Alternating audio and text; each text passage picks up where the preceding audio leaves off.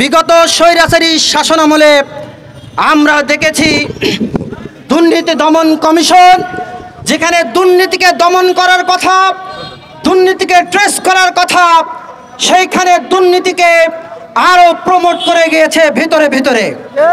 আপনারা জানেন বিগত 16টি বছর আওয়ামী শাসন আমলে আওয়ামী সরকারকে দুর্নীতি দমন কমিশন ভিতরে ভিতরে প্রত্যক্ষ মদত দিয়েছে, পরোক্ষ মদত দিয়েছে।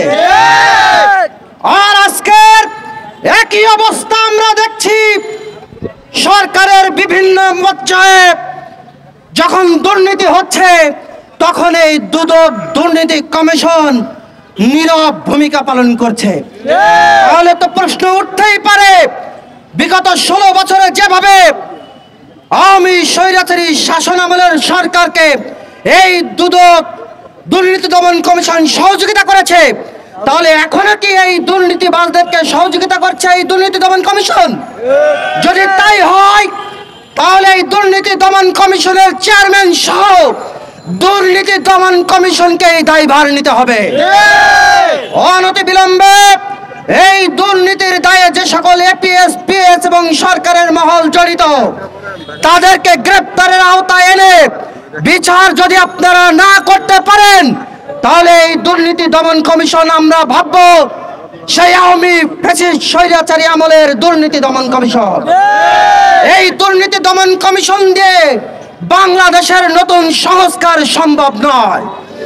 দুর্নীতি দমন কমিশনের প্রতি সেই আস্থা আমরা রাখবো যদি তারা সত্যিকার অর্থে বাংলাদেশকে নতুন ভাবে দেখতে চায়, তাহলে এই দুর্নীতিবাজ এপিএস, পিএস দের দুর্নীতি উদ্ঘাটন করে তাদেরকে দ্রুত গ্রেপ্তারের আওতায় আনুক। অন্যথায় আমরা মনে করব এই দুর্নীতি দমন কমিশন দুদক এই সরকারের যারা দুর্নীতির সাথে জড়িত তাদেরকে পরোক্ষভাবে মদত দিচ্ছে। এর দায়ভার এই দুর্নীতি দমন কমিশনকেই নিতে হবে।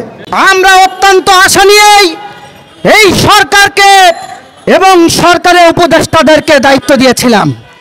2000 ছাত্র জনতার জীবনের বিনিময়ে আপনাদের উপরে দায়িত্ব দিয়েছিলাম রাষ্ট্রটাকে মেরামত করার জন্য, সুন্দর একটি পরিবেশ তৈরি করে জনগণের সরকার প্রতিষ্ঠা করার জন্য।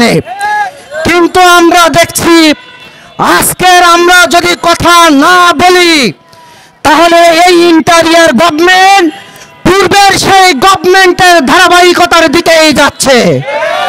পূর্বের সরকার 16টি বছর বিভিন্ন জায়গায় দুর্নীতি করে সরকারকে একদলীয়করণ করে জনগণকে নিষ্পেষিত করেছিল। এই ইন্টারিয়ার গভর্নমেন্ট ধীরে ধীরে সেই দোষরদেরকে সহযোগিতা করে রাষ্ট্রটাকে আবার সেই দিকেই নিয়ে যাচ্ছে।